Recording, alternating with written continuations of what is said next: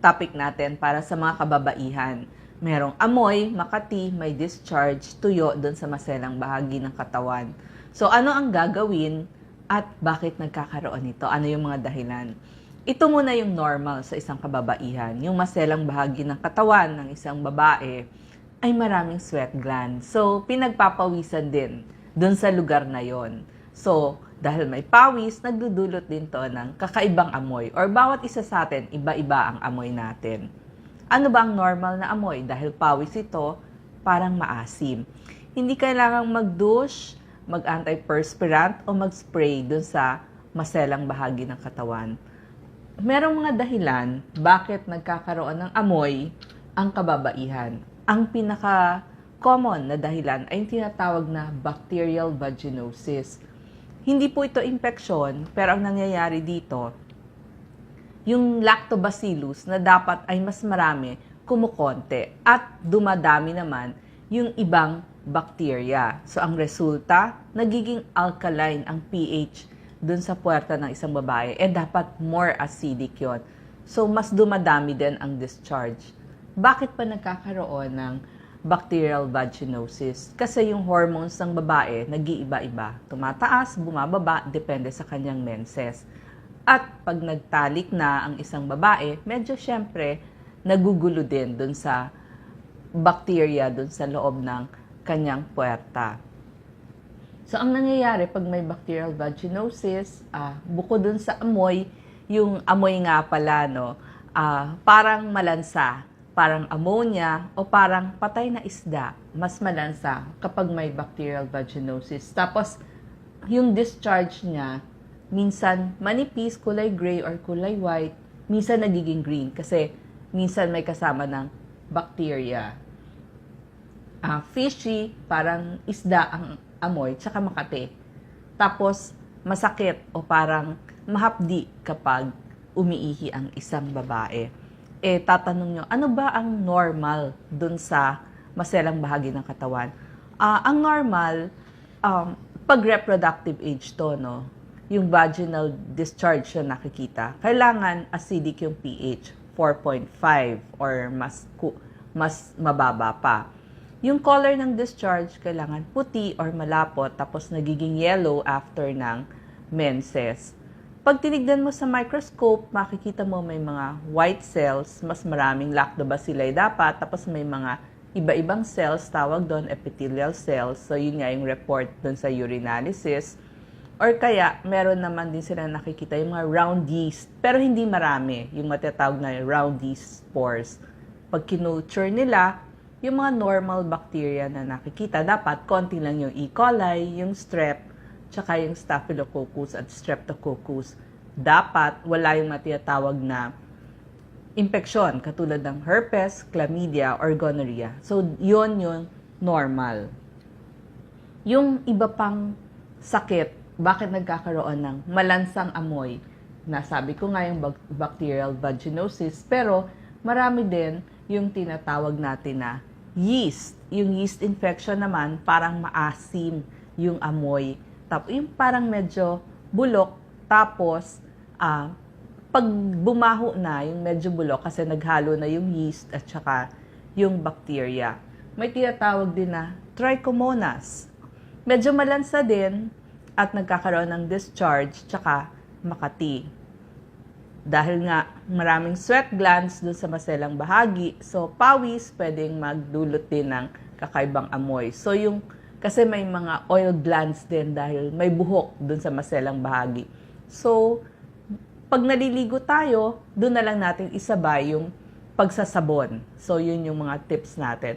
At saka bakit may amoy din dun sa maselang bahagi. Siyempre yung ihi natin, depende yon sa kinain natin, vitamins na ininom, baka may gamot na iniinom katulad ng mga antibiotics, so maamoy yon. At sa mga ibang kababaihan, kapag nagme-menopause na may tinatawag na incontinence o kung saan tumatagas or hindi na mapigil yung ihi ng isang babae. So, yun nagkakaamoy. So, hindi naman dahil poor hygiene kaya lang tumatagas yung ihi ng isang babae. Tsaka syempre, kapag may menses, pag matagal, hindi napalitan yung pads mas nangangamoy. So, yan yung mga nagkukos ng kakaiba. Tsaka infection, ito yung matatawag na pelvic inflammatory diseases. So, nasabi nga natin, ang normal kailangan maasim-asim lang, pero hindi makate, acidic pH, tapos yung color clear dapat. At medyo nagiging yellow after ng menses. So, paano ang tips natin para mawala yung amoy doon? Pag naliligo tayo, doon lang natin isabay yung ating pagsasabon. So, kailangan once or twice a day lang ang pagsabon. Huwag po palagi, may mga kababaihan, kada ihi, magsasabon, huwag po. Ma-affect yung normal bacteria doon sa maselang bahagi. Huwag na huwag pong magdudush. Ito yung panglinis ng tubig na ipinapasok sa loob. Huwag po, hindi rin dapat natin ginagawa. Pagdating naman sa pananamit o kasuotan, mas maganda white cotton panties, mas malaki yung size, one size bigger, para mas mahangin. Tsaka yung mga light at breathable na mga tela yung gagamitin natin. Inom ng maraming tubig para ihi ng ihi at hindi magkakaroon ng UTI. So, i-protect natin yung maselang bahagi. Alam nyo po, pag sobrang linis din doon sa maselang bahagi, minsan mas nagkakasakit pa. So, normal lang. Pag umihi, gamit lang tayo ng white unscented toilet paper, tapos tuyo-tuyuin, lalo na doon sa mga singit. Ganun lang po, hindi kailangan wash ng wash. Ang isusuot natin mga damit, pwede yung mga loose, baggy pants, tsaka yung mga cotton na kasuotan, wag po yung masyadong masisikip. Second na problema ng kababaihan. Siyempre, ito yung nakakainis na nararamdaman. Yung makati, itchy doon sa maselang bahagi. Ang mga dahilan din po ay yung tinatawag na yeast infection. Yung sinasabi nga natin, mapapansin nyo, napakakati dun sa maselang bahagi ng katawan. Sa bacterial vaginosis, medyo makati din. Tapos yung mga nagko-contraceptives, lalo na po yung malapit ng mag-menopause. At saka menopause, nangangati din po dun sa maselang bahagi ng katawan. Maaaring may allergy ka sa mga gamit, lalo na mga soaps, creams, at saka syempre nga pag menopausal, nag-atrophy na or numinipis na yung balat doon.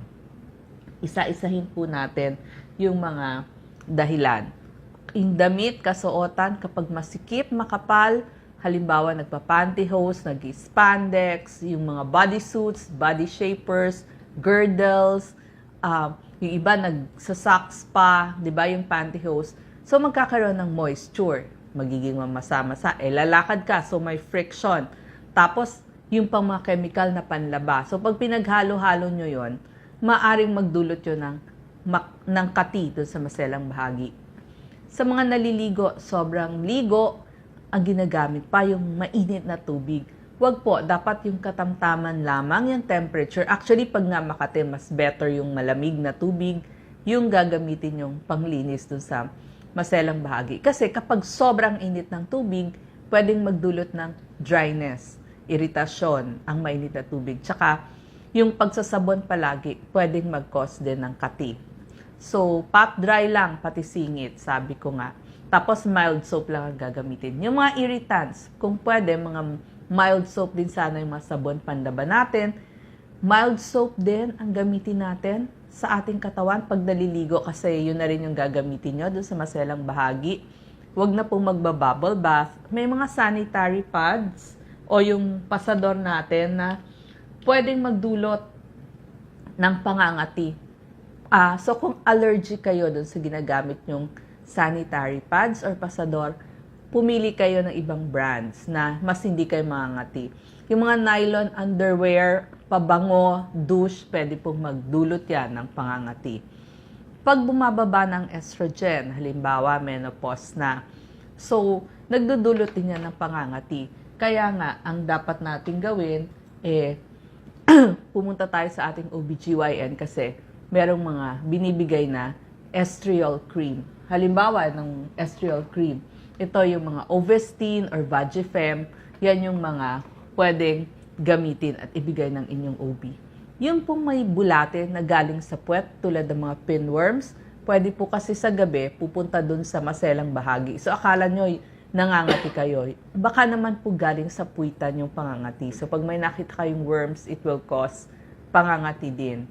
Tapos, infection, katulad nga ng mga yeast at vaginosis. Trichomonas, nagdudulot din yan ng pangangati. So, ang pwede natin gawin, sabi ko nga, cotton underwear, huwag masyadong mababango ang mga gagamiting sabon, huwag na hong mag-bubble bath. Yung pong lotion, pwede po dun sa mga singit-singit, basta laging tuyo lang yung ating singit. Tapos, pag nag-swimming kayo, huwag naman maghapon, basang-basa yung swimsuit nyo.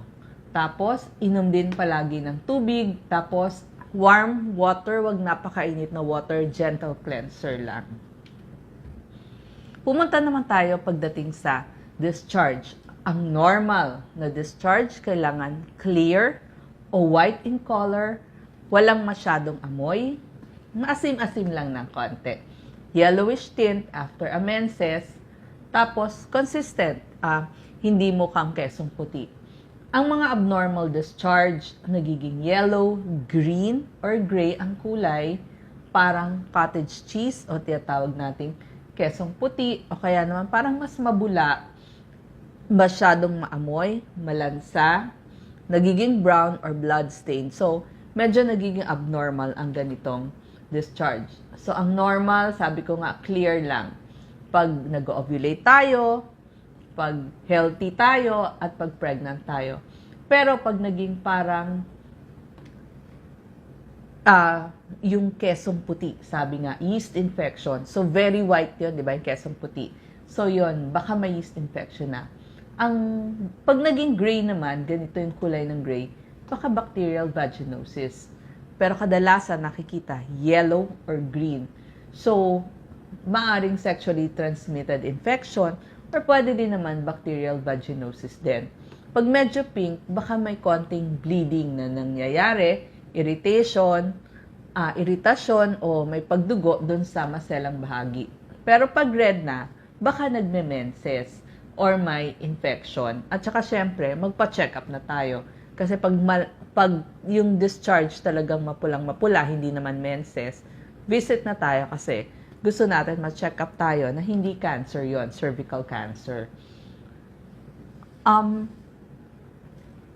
Ulitin ko po, pag mga STDs, yung mga chlamydia, gonorrhea, so dilaw or white ang discharge. Pag herpes po, merong parang butlig na may tubig, so rash na may tubig.